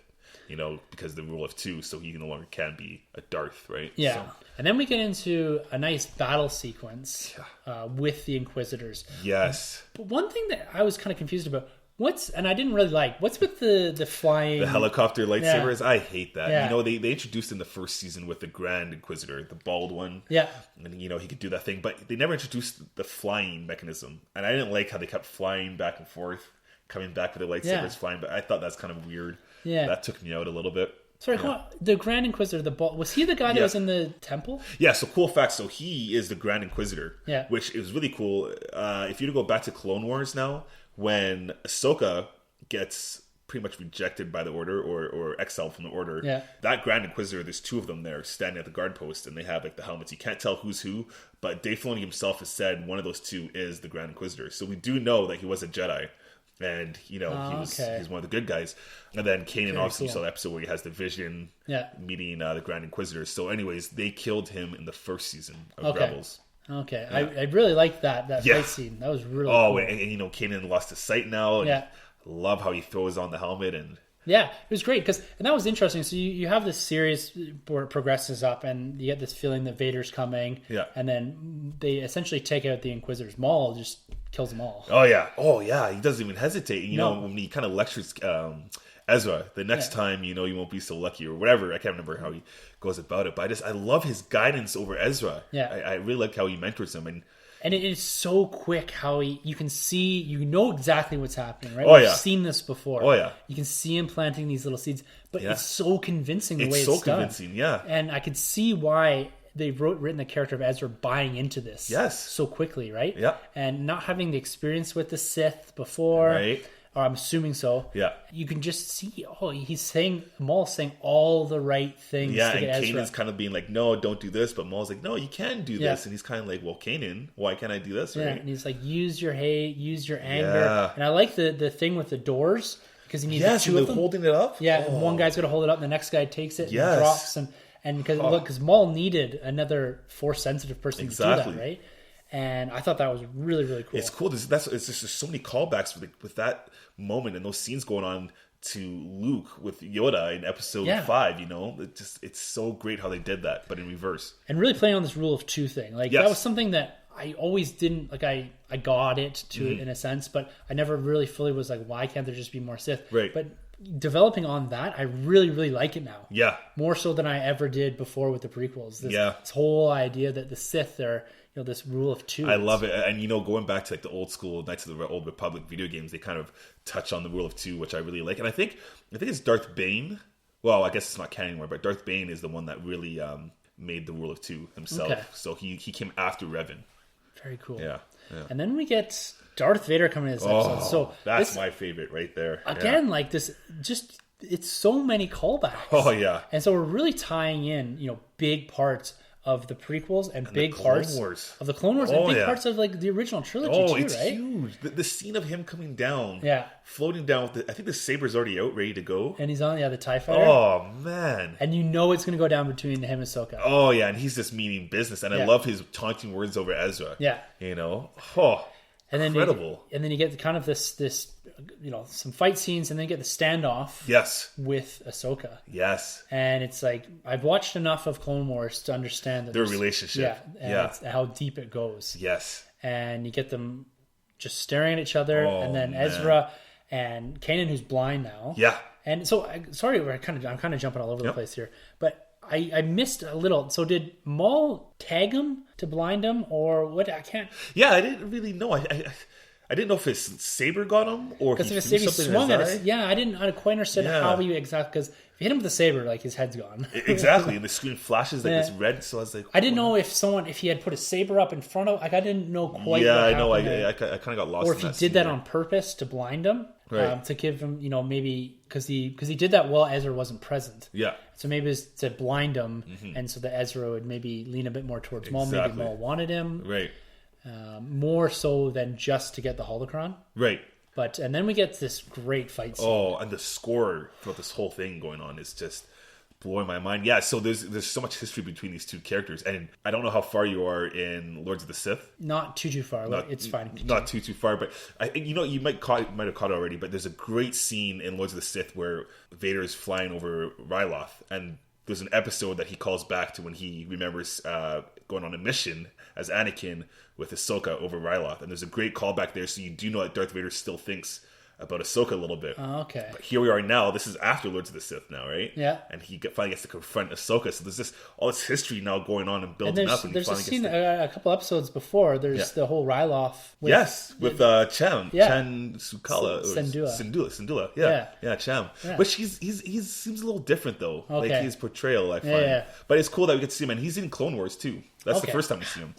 But yeah, so we finally get this meeting, this standoff between the two. Yeah, it's kind of a little bit reminiscent of like Obi-Wan. Yeah. Not so much because the stakes aren't as high, but between Obi-Wan and Vader 2, like this master meets apprentice. Yes. And, now I am the master. Exactly. So I really like that, and she gets a really good hit in on him, right?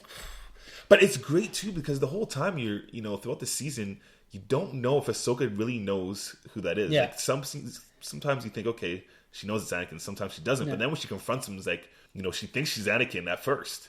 And then after, she's like, wait, no, Anakin would never do that. So then she kind of backs out of her feelings. Yeah. Only to realize at the end, oh my God, this really is Anakin. And she's just like struck by it, right? And I love how they, she gets that nice hit and they cut his mask off. And they go from, so I looked at the credits. James Earl Jones is voicing Vader. Because at first I was like, doesn't really sound like him. They tweaked it a bit. Yeah. But then they go to the Anakin voice. Yeah, from the actor that played in the Clone Wars. Yeah. And I thought that was such a cool. They mixed them. And the sound, the breathing sound was straight out of episode 3. Exactly. That strained breathing. Yeah. Yes.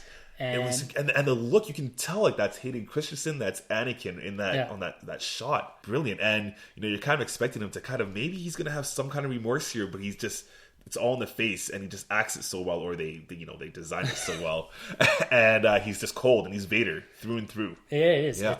It ends in an interesting way. So we have Kanan and Ezra returning. Yeah. The rebel base. So it's actually kind of cool because they go through and they've actually established what seems to be a base, which is pretty cool. And we get back there, and Ezra looks at Rex. Yeah. Kind of gives him this thing like, no, Ahsoka didn't make it. Yeah. But then, and I rewound it a couple times. Oh, yeah. We see her walk into the temple. So I didn't know if that was like a Force ghost, like walking, like which temple was she walking? Was it walking into the temple in Malachor? Right. or was it something else where she's, you know, essentially saying like she's done? Is she going to be back? Right.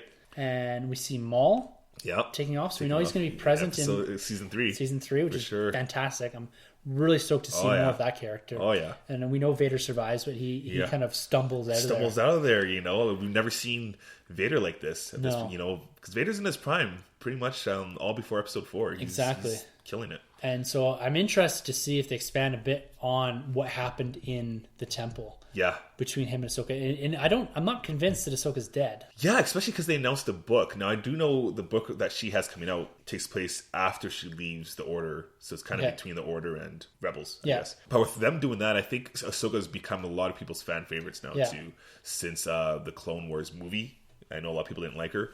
But she's grown a lot now, and I think a lot of people like her, respect her. And I think there's still more in store for this character, but whether we see her in the films... I don't know. Yeah, I don't know if they'll go that far. I don't know if they'll go that far. I really like her as being aged. Yeah, definitely. In the Rebels. Like, I wasn't a huge fan of this kind of almost preteen, sort of, you know... bratty kind of. Yeah, exactly. She wasn't like Ezra at all. She wasn't like that at all, right? And he's actually aged, because I didn't watch the first half of Season 2, but from Season 1 to this, he's grown too, so it's pretty cool. So I'm interested to see what they do with Ahsoka, because I really, really thought this is it. They're going to kill her because they have to, right? At some point here, unless, like you said, she's on Alderaan. But you know, and they make it very clear, and I think they knew what they're doing when I think Darth Vader says revenge isn't the way of the Jedi, and she says, I have no Jedi. Yeah. You know, and then Yoda obviously now in Episode 5 says there was no more Jedi, but she's clearly not a Jedi, so she couldn't still be out there. That's interesting. Right? I like that. Yeah, she could be out there still, so it'll be interesting. I think they're giving her wiggle room. I think they're just letting her float out there, and if somebody wants to take it upon themselves and really give us something good, then we'll get Ahsoka back. Yeah, because that's one thing I was expecting more of a definitive end to the series, but I'm also at the same time I'm happy that we didn't exactly get that. You could contrive it and say, you know, she died and this was kind of just her spirit leaving or whatever. Exactly. Right? Yeah. And I'm happy to see, like I said, happy to see Maul continuing. Interesting to do with a blind Jedi. Kanan. Yeah, that's going to be interesting. And then, you know, obviously we see Ezra look at the hologram and he's going to that side. He gets that, that little that Anakin eye. Yeah, they're going there, which is a really cool thing. Because I really like when they focus on like when you're Sith, your eyes go that color. I really like that whole little nod there. So great season. Yeah, fantastic way to end it. Yeah, and I'm even more stoked for what they're going to do going forward here. Definitely. I heard rumor has it though season 3 might be the last season. What? Yeah, it might be the last season, and then there's also other rumors that this is gonna be the last season. Season 3, but then they might spin off and do other animated films between Return of the Jedi and Force Awakens, maybe. Okay. Because it's a 30-year gap. Yeah. So, we'll see. And I guess they're also going to focus more on the other character. I forgot the female character in the show. She's kind of has like the bounty hunter kind of helmet. Oh, the Mandalorian stuff. The Mandalorian, yeah. But they said she's going to get more of a focus this next season. Yeah, she's a good character because there's a couple good episodes of Mandalorians.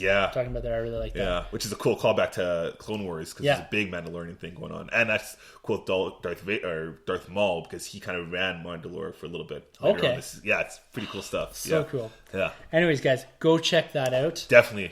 Even like I said, I watched a bit of the first season and only the back half of this, and I understood enough with kind of your Star Wars content that you built as a fan. Yeah. Even just from the movies, you get enough of it that you understand what's going on. Even if you really just go watch the last 2 episodes. Yeah. You don't really need. You kind of, if you understand a bit who Kanan is and Ezra is, Maul's there, Ahsoka, like you understand who these characters are. You just go check those 2 episodes. Yeah, absolutely. It's totally worth it. Last thing here. Yeah. The biggest thing probably is I didn't know this was coming. Yeah. Didn't hear anything about this, but we got our first look at Rogue One. What a trailer. Wow. What are your kind of first thoughts? So what we're going to do here is the same thing we did with the last Civil War one. Is I'm going to throw it on here on mute, and we're just going to kind of walk through it and just kind of give our... Frame by frame. And just give our initial reaction, point at some of the things that we're seeing, some nice connections, stuff like that. But what was your kind of first reaction when you saw it? Were you excited? Were you kind of tentative? Because it's a bit different than what we're used to. For sure. I was sold right off the bat. I loved the tone they hit us with. It was very war-bound. It's very that Battlefront kind of feel, you know. It's Star Wars. It's in the trenches, right? Yeah. It's real people. We haven't seen any Jedis or even Sith. So it feels like a very grounded, real, humanized movie. Yeah, I agree. It's something that first watched it, I was like, wow, this is very different. But again, it feels like it's in the Star Wars universe. Exactly. Gareth Edwards is directing this. Yeah. He directed Godzilla and a really cool kind of indie movie called Monsters, which I would check out if you do have the opportunity. Let's check out the trailer here. Absolutely. So the score here was one of the things that hits you right off the bat. Oh, yeah. And you get this little hint of the original John Williams score. Yeah, it's just a twinkle. Yeah, a little piano play, it sounds like, kind of mixed in with something new. And then we get immediately introduced here to Felicity Jones' character, Jyn Erso. Wow. Erso? She seems to be kind of the main protagonist here, so we have a female-centric lead again. Yeah, so get over it for all you haters out there. The internet, sometimes. I think it's great, like from what we see here, she seems like she'd be a great character. Oh, yeah. She's a first-class actress. She's great. Yeah. And I think it's great. It doesn't, I'm tired of almost talking about, is it a male or female? Should they be Hispanic or whatever? It doesn't matter. Yeah, whatever serves the story. It doesn't matter. As long as they're good actors and, they do the story justice, it doesn't matter. Who cares? Just leave it. Yeah. One other thing I want to clarify. So there's lots of talk for people maybe that are more just like your average moviegoers that aren't really entrenched in Star Wars like we are. This isn't a Force Awakens sequel.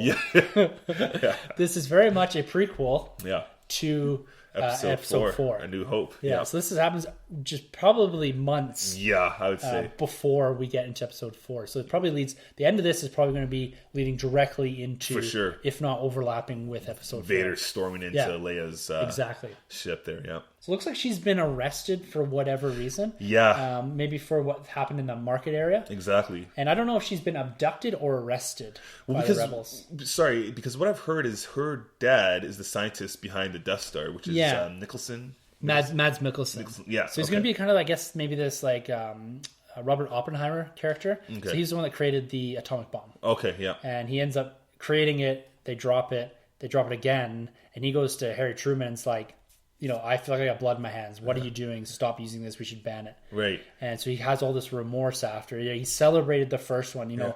I wish we had it, like in his statements, like, I wish we had this when the Nazis were still fighting and we could have ended the war so much sooner. But then after they dropped 2 of them, he's like, Whoa. And so I think this character is going to be slightly based off of this Oppenheimer sort of take on things, is that he builds the Death Star and maybe he's like, what have I done? Yeah. I don't know if he switches sides or what. Right. But there's rumors that she's his daughter. Yeah. Yeah. And so that could be another reason why they've picked her up. Exactly. It'd be interesting to see if they've picked her up specifically for this mission or if it's because for some other reason, like she maybe was stealing something from their transport or whatever, or if she's some kind of bounty hunter, because it looks like at least the characters that they're surrounding her with are bounty hunters as well. Right, so it's a little bit of the Suicide Squad kind of. That's the exact thing I thought of. It's like, maybe it's all these guys that they've captured and be like, look guys, either you sit in jail for the rest of your life or you go and steal the Death Star. Yeah, you're expendable. Yeah, exactly. That's my exact feeling I got from this. So, and we're walking through the Yavin base, which is pretty cool here. Oh my god, such a great callback. Episode 4, we get the X-Wing in the background. Yeah, the classic rebellion soldiers. The costumes, the X-Wing pilots, everything. Yeah. The big goofy helmets. Yeah. Very much the 70s, but they've embraced it. It's not like they said, oh yeah, we'll forget about that and just have everything kind of updated. It's like the technology and all that looks about the same. Exactly. It's pretty cool. They haven't changed anything like that. Not at all. And then, which was really cool, is we get her coming into this room. Yes. And we see Mon Mothma. Mon Mothma. Wow, and she looks just like the original actress. When I saw it, I was like, what have they done here? How have they CG'd? And I went back and Googled. There's slight differences. Yeah. But the most part. It was really cool to see her. It really is. And so it's interesting you were talking earlier about the episode 3 deleted scenes. Yeah. There's an episode 3 deleted scenes with Mon Mothma. That's what I heard. Yeah. Yeah. And it's the same actress. It is the same actress. Yeah, as from episode 3. Yeah. So canon? Maybe. Yeah. Maybe not. She does make appearances in the Clone Wars too. Yeah. Young ones. So I was really excited when I saw her. And do you think the average kind of moviegoer or whatever would know who that was?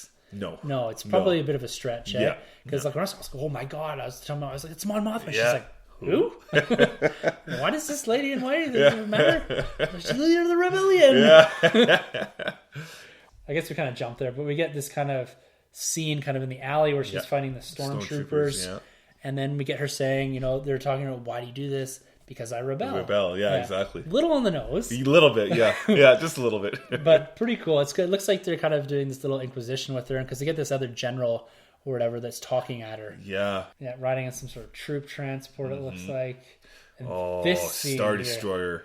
Then putting on the dish. Yes. And the sense of scale that you get from this is unreal, because you get this really cool scene with all the different Death Stars, all the different starships. Right. Star Destroyers? Jeez. It's been a heavy Star Wars week.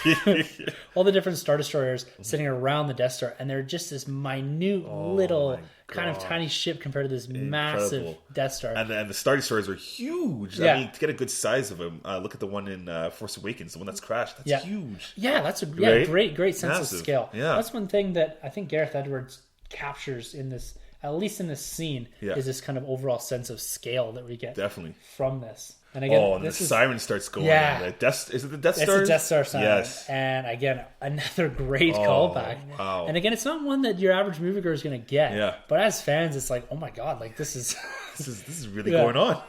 And then it's interesting. So there's a couple times you see in here with Felicity Jones's character, you see that guy that kind of looks like Poe Dameron. Yeah. It's kind of there. So it looks like he might be working with her a bit. Yeah. And kind of have a similar kind of characterization as Poe. Yeah. Maybe a little more cocky, sure of himself sort of character. Yeah. Interesting to see what he does. Exactly. Then this guy. This shot, this Grand Admiral, because that's only for Grand Admirals, the white suit, right? Yeah, exactly. Who is this? Is Ben Mendelsohn that's Ben Mendelsohn. Yeah. When I first saw this, I was like, holy shit. Yeah. It's Thrawn. Yeah, well, it looks so much like him, and I know he's not blue. Yeah, it doesn't have the red eyes. It doesn't have the red eyes, so... But could they be pulling a little bit and changing? Yeah. Would you be disappointed if this was Thrawn and he wasn't his traditional blue? I kind of would. I mean, I mean, you definitely have more of the background when it comes to Thrawn, but I kind of think if you're going to go Thrawn all the way, because there's a lot of stuff that goes on with the Emperor being kind of racist towards aliens as well, right? Which is a cool thing that you should definitely act on. That's developed with Thrawn. That's why he's been held back, and that's a good reason why maybe he doesn't show up in the original trilogy. Is that all the admirals that have been promoted are essentially like humanoids, right? Yeah. And they've kept Thrawn down, and he only emerges once the Emperor's gone. Yeah. In the Aftermath book, there's an admiral in there that they never refer to by name. Oh. That the other admirals seem to be answering to someone. He seems to be manipulating things. Oh. And I'm interested to see if it's this character or if that character is Thrawn. Right, because Aftermath takes place right after Return of the Jedi. Okay, right. So there's this character that's kind of sitting there that we really don't know who it is. And it was referred to a couple times by, there's this one of the characters, one of the admirals, can't remember her name. She's a fantastic character, but she seems to be referring to this character, and I thought at first she was referring to the Emperor. And I was like, what does this mean as far as, is he manipulating things? Was I meant to be here? What does he do? And then we get some interaction with him at the end. I'm curious if it's this guy or if this is Thrawn. Right. I don't know, because when you look at him, he looks like he's this master tactician. Oh, right? Just that pose he's in right now with his arms crossed. I think he has a blaster on him there. Yeah, that's a Grand Admiral Thrawn pose, too, with the arms crossed down low. Yeah. And then you see him a little further on in the trailer, just walking in either at the end of a battle or something, kind of almost this like Beach of Normandy. Oh, that shot with him in the back and his jacket's flowing in the water. Yeah. Oh. Again, like this guy seems like he's not really afraid of anything. He's not like your average admiral that sits in an office. Definitely not. And the other thought I had is, he's some sort of like rebel, like big admiral, but he's like in the trenches as far as rebel hunting. Yeah. I don't know. I don't know. But the cool thing is like with this trailer, they build him up so well that it only increases my hopes for Darth Vader, because Darth Vader could be the one that maybe takes this guy out because he hasn't performed like he should. And, with the plans being taken, that's all falls on Darth Vader. Yeah. So it makes him look bad. So I think this could be the beginning of Darth Vader, kind of killing or punishing his fellow colleagues when they mess up, right? In the comics, the one that is now running the Star Wars and Darth Vader. So a lot of it is pivoting off of the fact that the Emperor's pissed off at Vader for the first Death Star blowing up. Oh, yeah. And so that you do see that. So it would be interesting if that's developed a bit more in this. If the plans are, do you think it'll be kind of right at the end, Or do we see some of this relationship between Vader and the Emperor where he blames Vader for losing the Death Star plans, and we see kind of that relationship building throughout this movie.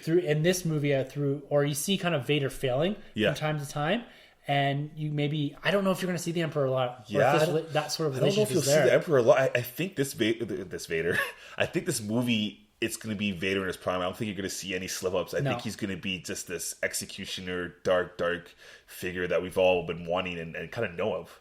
So I think Vader's kind of maybe come in, a little bit later in this movie, and I think he's going to take this guy out because we don't see anything about this guy later on. There's no mention of this guy. No, and they're really putting him in he's there. Yeah, we're not telling you anything about. Yeah, here today, gone tomorrow. Exactly. And were you disappointed that there was no even little hint towards Vader? Not at all. I think it's great. Disney knows how to play off their characters and kind of wait for Spider-Man till the end. I think they'll kind of do the same with Darth Vader being a big presence that he is. I think supposedly the rumor is though you can hear a bit of Darth Vader breathing in this. I haven't heard it myself. Neither have I. So I don't know, but I think we'll see him in the next trailer for sure. Yeah, it'll be something very subtle, I think. Yeah. I don't think they're going to do where they're showing him in action or anything like that. No. It's going to be him lighting up the saber and saying something. Exactly. Very, very subtle, but just to be like, yep, Vader's in He's here. They're going to do that. Same thing like you said with Spider-Man. Yeah. They have to show him at some point. And definitely. Be like, here's one of your draws in. Exactly. You can't be like, rumors that Vader's in and then he shows up. Exactly. I guess you could do a Luke thing a little bit. Where maybe he's just in a little bit, but I don't think they're going to go that way. Yeah. And you need at least something familiar beyond kind of sets and the AT-ATs and stuff like that to draw people in. Because with Force Awakens, you had the original trilogy cast coming in, right? Exactly. To draw you in. All you need here is Vader, and you're going to pull. Oh yeah. For sure, and this is kind of the last chance you can actually really do Vader well, in the cinematic form, right? So here's the first introduction of Forrest Whitaker. Yes, character. He looks like he's going to be quite interesting. Some sort of bounty hunter, maybe. Yeah, almost like I can't quite put my finger on what his character is and what his impact is going to be on this.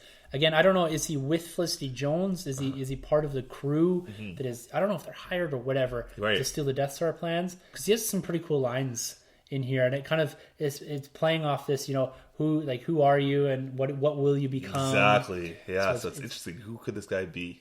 Yeah. And what's his role in this movie? What about the Death Troopers? So they're also referred to. I've always referred to them as the Black Hole Stormtroopers. Yeah. Or Shadow Troopers as well. Yeah. And when that was the 11-second clip that they showed, I saw that you put on Twitter, and I was just like, oh my god, these guys look unreal. So most movies. I think all Star Wars movies, each movie shows a different type of stormtrooper. Definitely. First one you had your regulars, the second one you had your snow, the third one you had your scout. Yeah. Force Awakens you had the flame troopers introduced. Prequels had tons of different ones. The clones and all that. Them introducing what looks to be kind of the black hole stormtrooper. I guess they're called Death Troopers. Yeah.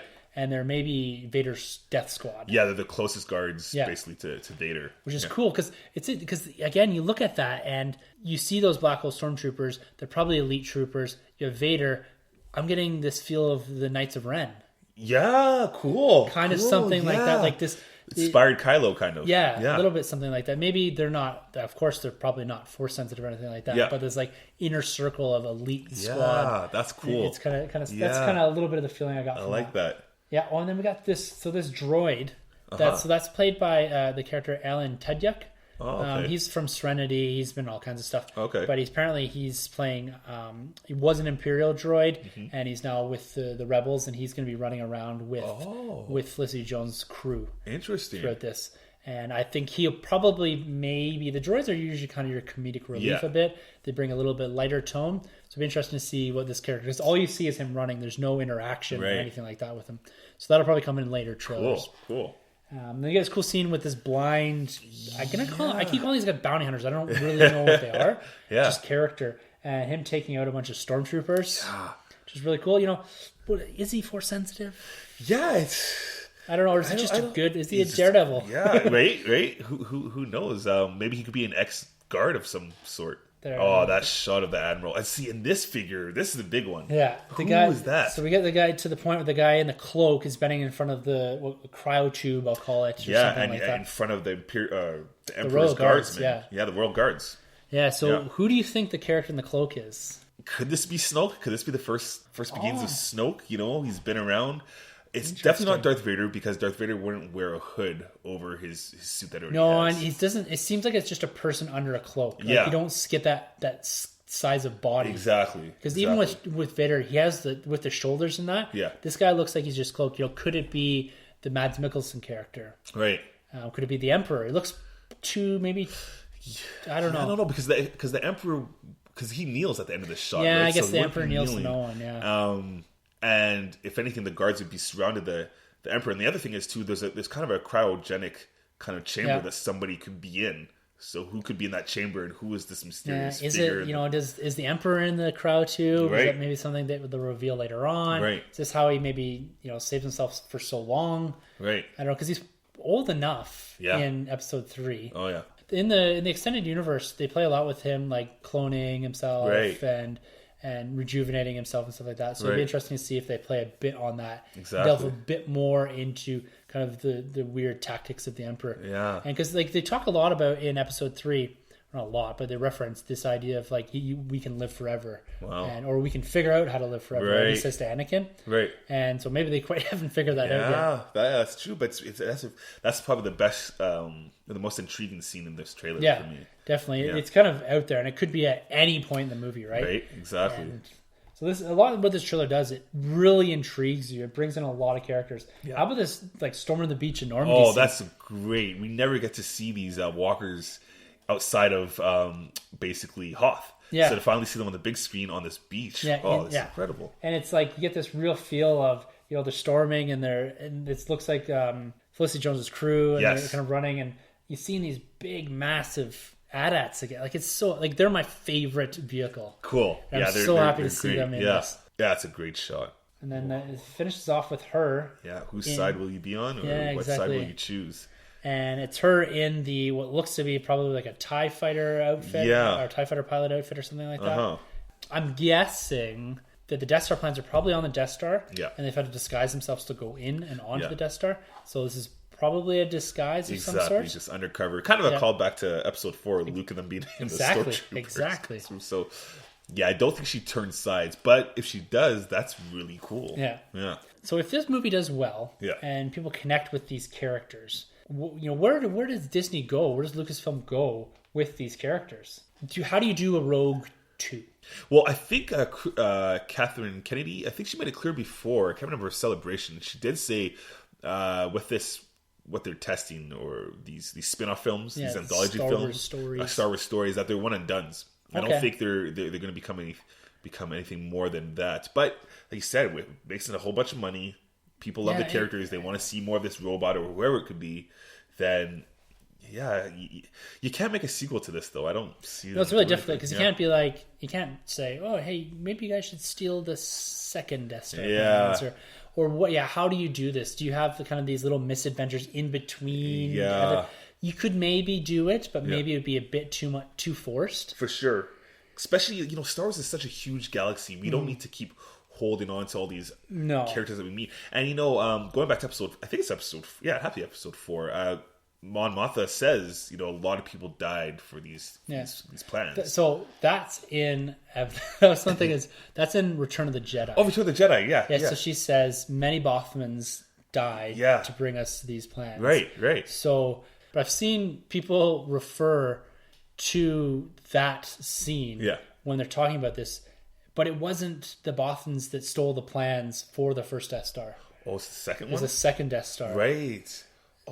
So, because actually, if you ever do read the Thrawn trilogy, there's a lot of talk because one of the Bothans is making a play, like a political play, because they had such an impact on destroying the second Death Star because they actually stole the plans, and so there's a big portion in that as far as politically, because he gets put in charge of, I think, the military to some degree, one of the head Bothans, because they had such an impact on stealing the second Death Star plans and eventually leading to its destruction. But that's Return of the Jedi. And after. Oh, cool. That's not this one. So so their fate's pretty open then. Exactly. Yeah. Just because Mon Mothma's in it and Mon Mothma says that. Yeah. And so you make that connection, I think. Yeah. And that's not how this plays out. So there's two different groups that stole the Death Star plan. So there's potential for that then. Yeah. So for the I think it's best still though for the one and dones. Like even I think we talked last episode. There's rumors of a trilogy going on for Obi-Wan. Yeah. I love Obi-Wan, but we don't need a trilogy. So again, that could be a one and done. I honestly would love to see them go back to the Old Republic. Go 2,000 years back. That'd be great. When, that'd just be Darth incredible. Bane. Darth Bane, Darth Revan. Yeah. A mixed Jedi that's walked both paths. Yeah. Oh, it'd just be incredible. Yeah, so that's where I'd go. Where would you go with a Star Wars story? I don't know. I'm really liking this interplay of the in-between movies. Yeah. But seeing different groups, and because the original trilogy and the prequels, and even the Force Awakens, this is a Skywalker story, right? Yep. This is the evolution of Anakin, the evolution of Luke, and potentially Rey, whoever she is. Yeah. Possibly Skywalker. Yeah. I like seeing that this galaxy is huge, right? Yeah. And I like seeing the little corners that you only get the hints of in other movies, right? Yeah. I'd love to see a bounty hunter movie. Like I talked about a bounty hunter kind of Netflix series. Oh, yeah. But exploring that portion of, I think this is a little bit of that. Yeah. We're probably getting more bounty hunters here hired to do something. Definitely. But seeing little parts, but then also referring back to, like, I love this, like, they're in the Yavin base, but then they go do something else. They're on the Death Star, but they're doing something else. We see that. Like, I really like tying in the bigger universe, but with new players. Yes. Oh, yeah. So it's in these in-between stories that I like. So I like the way they're going with these anthology series of films. Oh, yeah. Is telling different stories. And, again, people were asking, is it Rey's mom? Oh, yeah. And I'm like, not everyone has to be connected to everything. Yeah. Not everyone has to have a destiny. Not everyone has to be tied to a Skywalker. Not everything needs to wrap up a nice little bow. Yeah. These can just be characters that exist in the Star Wars universe that are doing things that progress the story. Well, that reminds me, it was like, Finn, he's African American, so that must be Lando's son. Yeah. It's like, or Mace Windu's son. Or he's Force sensitive. Like, okay. I just saw a comment when I watched that the trailer for the first time when Forrest Whitaker showed up. Someone's like, Mace Windu survived, and I was like, oh my god. Maybe that's Finn's dad. Like, what? Like, it's okay for to have just diversity of characters, and they don't all have to be related. Yeah. Right? Like, I made a joke at the guy that looks kind of Latino, looks like Poe Dameron, but there's no relation. It's not Poe's dad. Yeah, he just has that manners. The way they make that character look, he kind of looks like the Han, Poe Dameron kind of figure. Yeah, exactly. So again, it's just, we don't need everyone to have connection. And, if they go down this road, I'm gonna be a little disappointed. Like if they're like, oh, it turns out that Felicity Jones' character is Rey's mom, and it's actually Mara Jade, and that would be kind of cool. Yeah, that would be kind of cool. Or if that was Mara Jade in that dark figure clothing. One thing I would really like to see in this movie, though, is Reading Lost Stars, which takes place from before Episode 4 and after, and leading kind of up to Force Awakens. It'd be really cool to see some of those characters like Thane show up in this movie. Yeah. I hope there's some kind of callback to some of these novels. Yeah, it'd be nice if they made a little bit of effort. That's what I was talking about. It'd be cool if they've tied in this Aftermath book. If they've put this forethought into these movies, that they've said, oh, we have these great characters. Yeah. Let's just acknowledge them a little bit. Yeah. And I think that would be just really cool to do. Yeah. And it makes, again, it's like even me realizing that in Aftermath that this Snap Wexley is the main character. Yeah. And it shouldn't have taken me that long to realize it, but it just, for that, I was like, wow, this just made the story way better. That's so cool. But again, it's so much Star Wars. I just feel, just eat it all up. Yeah. I'm so lucky that we're getting all this. And it looks, again, it's continuing down this path of they're producing good content, at least from the trailers. The Rebel stuff is fantastic. Yeah. The extra stuff from The Force Awakens, great. The comics are incredible. The figures are great. The video games could use a little work, a little content. Yeah. But besides that, they're doing a great job over there. Lucas Arts and Disney, they're just doing great stuff over there. Yeah. So it's a great time. It's always been good to be Star Wars fan, but now in particular, I think are we going to get too much of it? For me personally, never. Never, yeah. And as long as they keep putting good stuff forward, I'm happy to be collecting everything and watching everything, reading everything.